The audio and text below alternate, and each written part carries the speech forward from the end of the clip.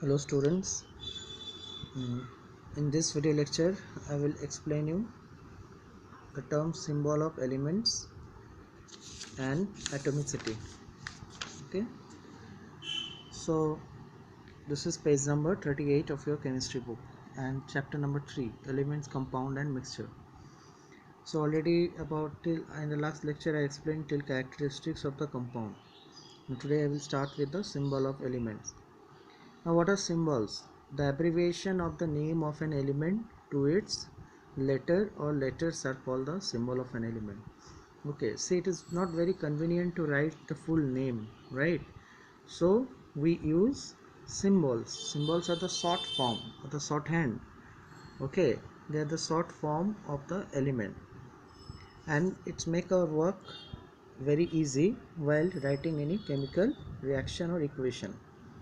For example, here we have the symbol of hydrogen is H, capital, carbon C, oxygen O, phosphorus P, like that.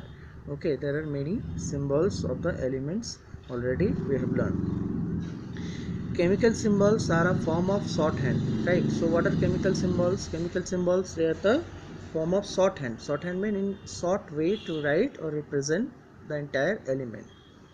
The symbol for an element consists of one or two letters of the element. So here you can see the symbols, either it contain one letter, for example iodine I, or you can see lithium Li, two letters. Okay, so symbol, they will consist of one or two letters of the element name. Now the symbols are used all over the world and are easier to write instead of their whole names. Symbols are also used when describing how atoms react with one another. So during the chemical reaction or whenever we write a chemical reaction, we write symbols. So it makes our work very easy, okay, and convenient.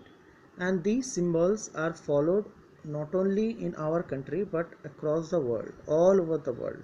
Okay. But you know the concept of this symbol, this type of symbol did not came in a day. Okay, before this symbol come, okay, John Dalton, here you can see John Dalton, he has tried to represent the different elements with the different types of symbols. Here you can see, and this is very difficult to remember this symbol, right? Yes, you can see it is not very easy to write this type of symbol. Okay, yeah, and it's not convenient also, it's not easy also to remember this type of symbol. Yes, so later on these type of symbols came and this is very easy to remember. If you know the name, okay, then you know the symbol also. Now few symbols came from the Latin name. For example, lead, you can see plumbum. Okay, so its symbol is Pv. So like that also you need to learn these symbols. Okay, whatever the symbols which is given in table 3.1, learn it. Okay. Now, what is the importance of symbol or significance?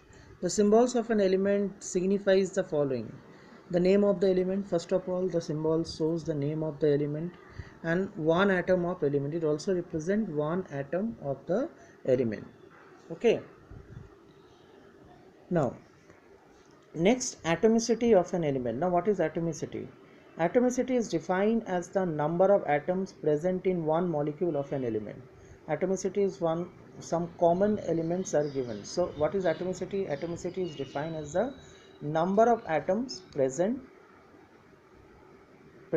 in one molecule of an element. So, atomicity of some common elements were given. So, we will go through it. Now, monoatomic elements. Now, what are monoatomic molecules? The monoatomic molecules are those molecules in which only one atoms are there. For example, helium, neon, argon, krypton, xenon, these are all monoatomic elements. Why monoatomic? Because they contain only one atoms. Okay, the symbols you can represent them through one atom. So they are known as monoatomic molecules. Diatomic, the word di means two, so diatomic molecules, that means the molecules in which there are two atoms. For example, H2, Cl2, O2, N2, these are all example of diatomic molecules. Triatomic molecules, they contain 3 atoms in each molecules. For example, ozone, O3 is an example of triatomic molecule, right? So triatomic molecules are those molecules in which you will see 3 atoms. Okay, so triatomic molecules are made up of 3 atoms. Similarly, polyatomic molecules, poly mean what? Poly mean many, yes. So polyatomic molecules, they contain more than 3 atoms in each of their molecules. For example, phosphorus, P4, sulfur, S8. These are the examples of polyatomic molecules. Okay, so with the definition you have to learn the example as well. Next we'll move to the valency. What is valency? Valency of an element is a whole number that indicates the ability of an atom to combine chemically with other atom to form a compound. So valency is a whole number.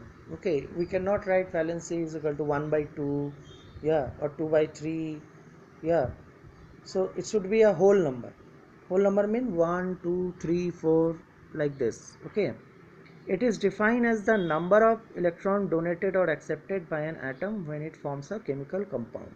So how can you define valency? It is defined as how many number of electrons were accepted or donated or shared during a chemical reaction. Okay, so that is the valency. So you can also say it is the combining capacity of an element. The atom that donate electron is said to have electropositive valency. Now, those atoms, generally metals they have the tendency to donate electrons, so they are known as electropositive valency. Whereas the atom that accept electrons, they are known as electronegative valency. So what are which elements they have? Which elements have electronegative valence? Generally non-metal.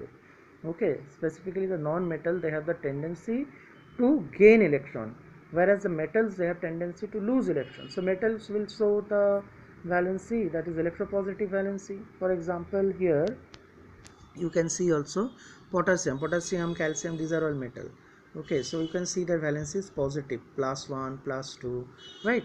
Similarly, the non-metals, they will have negative valencies. Okay, for example, here you can see nitrogen, okay, yeah, then oxygen. So these are all non-metals. Okay, now for example, sodium atoms, Na donates 1 electron to form chlorine, to the chlorine atom to form compound sodium chloride. Now in NaCl, what is happening in sodium chloride? Okay, NaCl, in NaCl what is happening? Na is giving 1 electron to chlorine, okay, to chlorine Cl. So as a result of it, Na is changing to Na plus and Cl is changing to Cl minus. Okay, because Na is giving 1 electron to chlorine, okay, and it is changing to Na plus, having a positive valency, and this is having a negative valency, chlorine. So chlorine is a non-metal, right? Now examples: in hydrochloric acid HCl, one atom of chlorine combines with 1 atom of hydrogen. So the combining power of chlorine is the same as that of hydrogen. Hence, the valency of chlorine is -1. Elements with valency 1 are called monovalents. Okay. Now, in HCl, the combination in HCl, hydrogen is also having, say, valency 1. Hydrogen is having 1 electron only. So it, okay, and chlorine, it share 1 electron with it, and both of them have the valency 1. Okay, both of them have valency 1, but in this case you can say H has +1 and Cl will have -1, because they have the this electron shared will shift more toward chlorine. Chlorine is more electronegative than hydrogen, understood? But this is a covalent bonding. This HCl bonding is a covalent bonding. Okay, this bonding is a covalent bonding.